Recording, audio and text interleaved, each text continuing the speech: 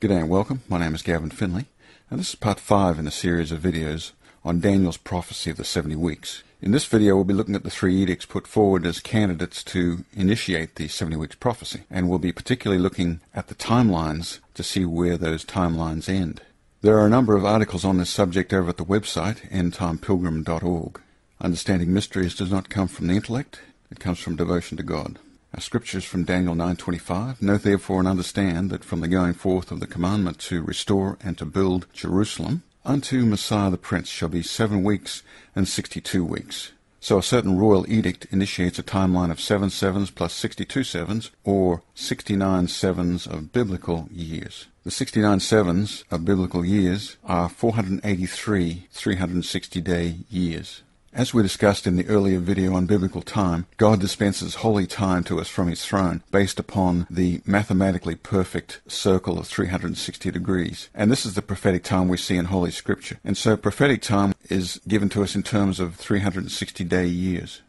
This is from our second Rosetta Stone for biblical time, and it comes to us out of Revelation chapter 12. 1260 days equals 3.5 years. We do the math and we come to 360 days, which is the number of degrees in a circle. So the 483 years are biblical years of 360 days. We do the math and we come out to 173,880 days. And this is a number arrived at by noted evangelical scholar and Scotland Yard inspector Sir Robert Anderson, and he published his breakthrough work on the 70 weeks prophecy during the late 19th century. We'll convert the 173,880 days back into cosmic time by dividing by 365.2422, being the number of days in a solar or calendar year. And we get 476.0677 solar years, which turns out to be 476 years and 25 days. Our timeline must end up on a day that sees Messiah the Prince. And in all of the 3+ years of the ministry of Jesus, there was only one day in which he presented himself to his holy city and to his holy people in any sort of a political or royal manner as Messiah the Prince. And this was on Palm Sunday.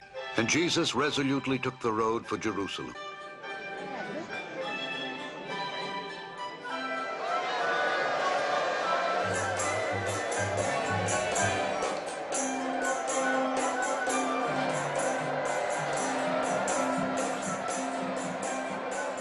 Rabbi, command your disciples to be quiet. I tell you, if they were to be quiet, the stones themselves would begin shouting.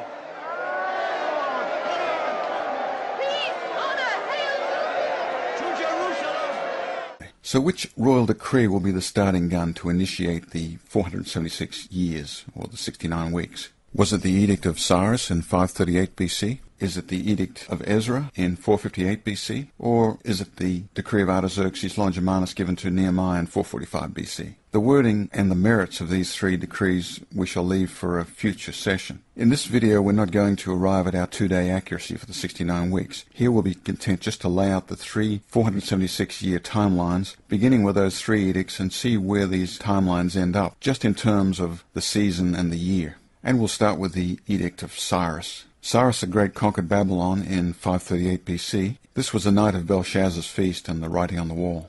The Edicts of Cyrus in 538 BC freed the captives of Judah, allowing them to return home to Jerusalem. The Persian king gave his blessing and provided funds to rebuild the temple. As we can see, the timeline going out from Cyrus ends far too early. It ends up in 62 BC in a historical no man's land with no sign of Messiah the Prince to be found. The timeline is 93 years short of the Passion Year. So we can conclude that this is the wrong edict.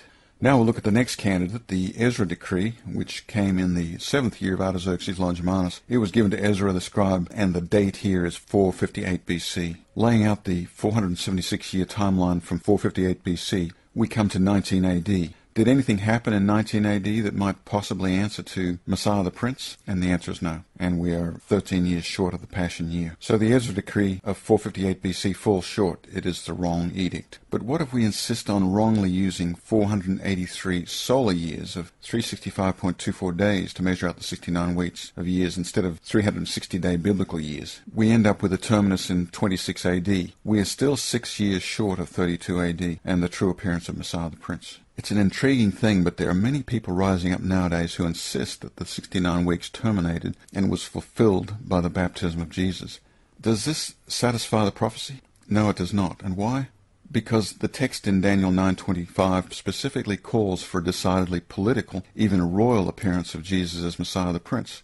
The baptism of Jesus was none of that. It was a priestly event. But we shall look at their chronology anyway. Here is the Ezra timeline using 483 solar years instead of 483 biblical years, or 360 days. The timeline ends in 26 AD. It clearly falls short of the mark by some years. But their inability to deliver up an accurate timeline doesn't seem to bother them. They have an agenda, so they push this Ezra chronology quite strongly, even though it does not fit into anything resembling Messiah the Prince. So we need to be warned here. The people advancing this false chronology include preterists, historicists, and many caught up in dominion theology and replacement theology. Some have a crusading agenda, but do they have a timeline that terminates neatly and accurately on the 15th year of Tiberius? Because Luke reports that the ministry of John the Baptist, and therefore the baptism of Jesus, came during that year. Luke reports that when all the people were baptized, it came to pass that Jesus also was baptized. And when was the 15th year of Tiberius? Let's find out. The reign of Tiberius Caesar began on August the 19th of 14 AD. Therefore, the 15th year of Tiberius would have begun 14 years later, on August the 19th of 28 AD. The baptism of Jesus would have come soon after that in the fall of 28 AD, coinciding with the auspicious season of the Hebrew New Year. Sir Isaac Newton favoured the Ezra decree to initiate the 70 weeks prophecy. He laid out a timeline of 483 solar years, aiming for a terminus of the 69 weeks with the baptism of Jesus. It seems that many are following his lead as we approach the latter days. But as we can see, there is a problem with this timeline. The edict began with Ezra in the 7th year of Artaxerxes in 458 BC. Even incorrectly using 365.24-day calendar years and reckoning Messiah the Prince to be the baptism of Jesus, the timeline terminates in 26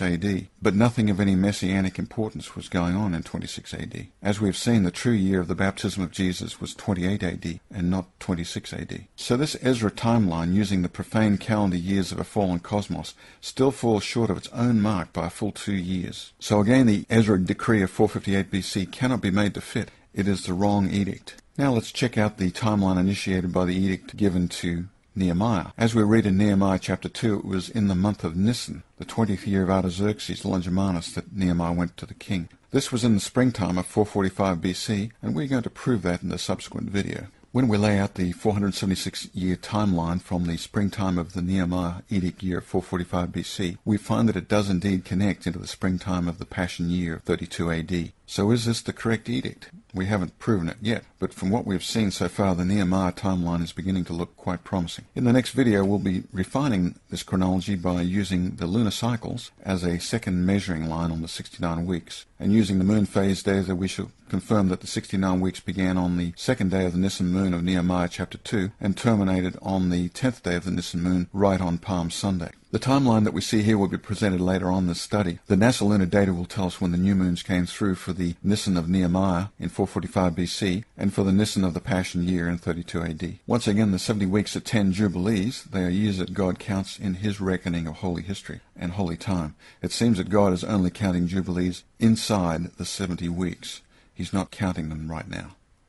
And when the 70th week opens up in some future year, there will be 1 week or 7 biblical years left before the arrival of Messiah. Then the trumpets of Jubilee will sound to begin that epic future Jubilee that will usher in the millennium of Messiah. So what is the point of this study of Daniel's prophecy of the 70 weeks? Well, here's some good information. The terminus of the 69 weeks brought us the first coming of Messiah. There is a gap of nearly 2,000 years. Then there will be a future 70th week, the final 7 years of this present evil age. This final 7-year period has been determined, cut out of time, especially set aside for God's determined dealings with all of his covenant people from both houses of Israel. The 7 years will end with the second coming of Messiah. And so ends the 10 Jubilee cycles of the 70 weeks. The second coming of Messiah will be followed appropriately by the Jubilee year. I hope you're finding this study on Daniel's prophecy of the 70 weeks helpful. Once again, there are a number of articles available at the website endtimepilgrim.org.